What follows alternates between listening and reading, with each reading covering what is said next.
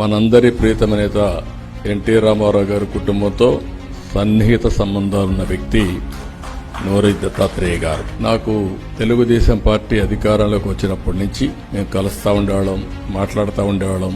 ఆ విధంగా చాలా చనువు పరిచయం ఉంది. అదే మాదిరిగా నోరి దత్తాత్రేయ గారు చూస్తే 12వ సంతానం. ఆ తల్లిదండ్రుల్ని పుణ్య దంపతులు కూడా ఒకసారి మనం గుర్తు చేసుకోవాలి. నోరి సత్యనారాయణ గారు, నోరి కనక దుర్గాంబ గారు. ఆకడి వారుగా వారు చెప్పారు ఏ విధంగా కష్టపడ్డాం. ఆయన జీవితం కూడా ఏదో అన్ని వడ్డించిన విస్తరి కాదు. అయితే ఒక మారుమూల గ్రామంలో పుట్టిన వ్యక్తి. ఈరోజు మనం చూసినప్పుడు తమిడిముక్కల మండలం మంటాడ గ్రామం.